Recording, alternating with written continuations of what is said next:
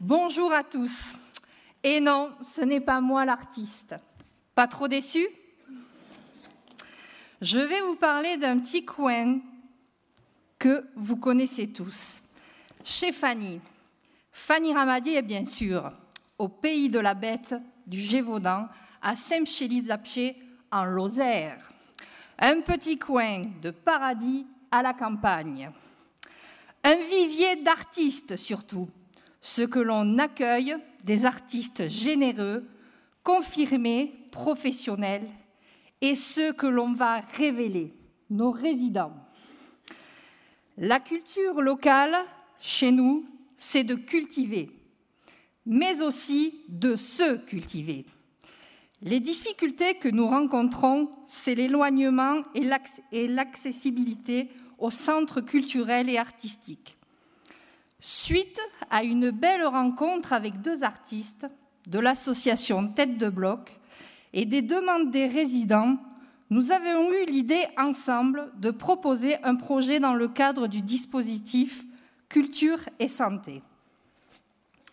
Le projet, sur une période de 12 mois, programmée d'avril 2023 à avril 2024, cet artiste se succède autour de diverses disciplines musicales, du chant, actuel et traditionnel, du collectage de chants et de mémoires, de l'expérience sonore, de la percussion et de l'improvisation musicale. Lors de son intervention, l'artiste propose un atelier sur plusieurs séances ou à plusieurs groupes de résidents.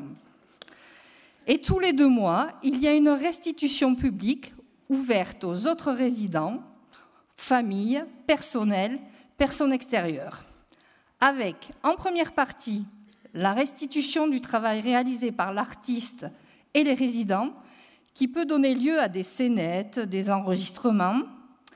En deuxième partie, le concert du registre personnel de l'artiste professionnel autour de pratiques plus contemporaines et même surprenantes parfois. L'enjeu de ce projet est bien d'amener de la culture au plus proche des habitants accueillis, en ouvrant l'établissement sur l'extérieur, en proposant une diversité d'ateliers aux résidents réalisés par différents artistes professionnels. Et toujours dans cette notion d'approche domiciliaire qui anime notre établissement chez Fanny pour créer notre EHPAD de demain, chaque résident est libre de participer à un atelier ou non. Chaque résident a le choix de s'y investir ou non et ainsi d'y découvrir quelque chose de nouveau. Nous avons choisi de vous montrer l'atelier de Lucille Duplat, avec pour thème le chant et théâtre. Dans un petit film qui a été réalisé le 8 septembre, vous allez y voir les coulisses de la répétition des résidents avant la restitution publique. Normalement, vous commencez à jouer rossignol avec l'harmonica dès que vous êtes assise, hein, en coulisses là-bas. Donc à la limite, ce que vous pouvez. Enfermé nuit et jour, sauvé d'une tour, elle toujours, un jour prenant son... Non. Une fois que l'harmonica commence, moi je mets la table et les chaises. Ah oui. Une fois que j'ai mis la table et les chaises, je vous fais signe Lucette. Vous vous mettez en serveuse. Et une fois que Lucette est en serveuse, Un grand café. venez vous installer. Hein? Puis 2 gâteaux. Et 2 grands gâteaux. Ah, Des 2 grands. là. Ah oui. Allons-y. Bon, un petit peu pour boire, La monnaie, c'est le pourboire. pour manger. Je suis venue faire une intervention avec donc, les résidents qui étaient volontaires là-dessus. Et puis moi, ça tournait autour de la chanson de variété au départ et tournait autour du souvenir. J'avais préparé tout un truc et puis ça leur convenait pas du tout. Ils se laissent pas faire et ils ont bien raison. Et en fait, on est parti sur une idée à eux, sur une chanson qu'ils aimaient bien et on a travaillé autour de ça. Ils ont évoqué tous leurs souvenirs autour de cette chanson et après ils se sont mis à mimer des choses qui leur revenaient. Se rappeler des choses, oui. Mais c'est pas facile. Il faudrait pouvoir le faire en réel. Ah oui, en réel. Quand on moissonnait le grain, qu'il était à cette hauteur, on avait la faucille. Et avec la main, chaque coup de faucille, on tournait le blé dessous. Ah ben, je suis venue en Lozère, oui, mais j'avais 11 ans quand je suis venue en Lozère. Je commence pas, je finis par la fin. Oui, j'avais 11 ans, voilà, ouais, en Lozère, oui. Mes parents étaient des petits fermiers. Et je me rappelle, quand j'avais 5 ans, j'ai été chez une voisine, j'étais encore dans les cantins, et je lui ai demandé, je n'ai pas demandé de me donner, hein. J'ai dit, vous pourriez me prêter un morceau de sucre. Parce que j'avais envie de manger un morceau de sucre.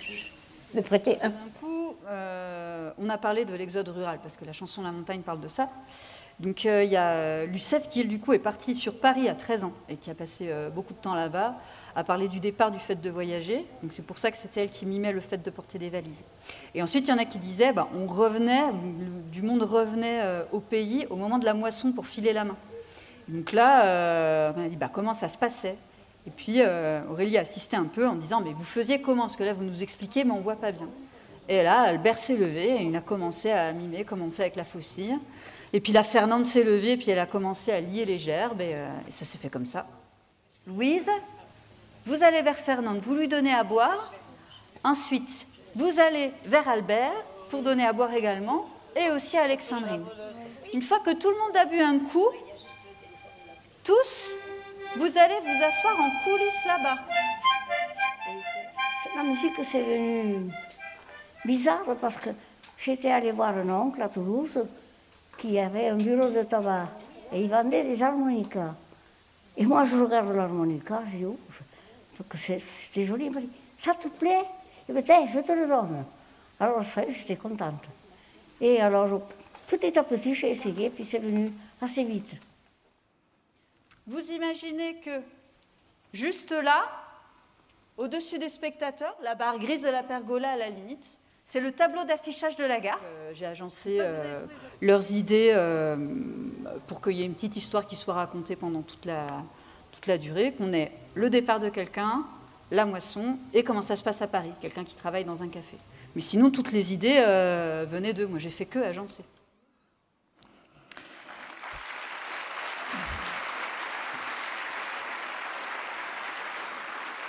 Cette belle aventure n'aurait pas été possible sans l'appui de notre directrice, Madame Mary Cathy, ainsi que notre encadrement, Madame Sophie Portal, qui est là aujourd'hui, et tous les partenaires culturels et financiers. Et bien sûr, l'envie des résidents. Si ce projet a pu contribuer à réaliser un petit bout de leurs rêves, c'est bien là le cœur du métier d'animateur de pouvoir le rendre réalisable.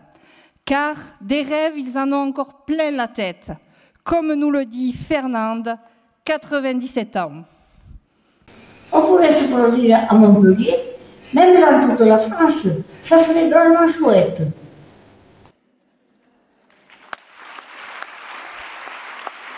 Ah, pardon. Parfait, le timing a été parfaitement respecté. Merci beaucoup.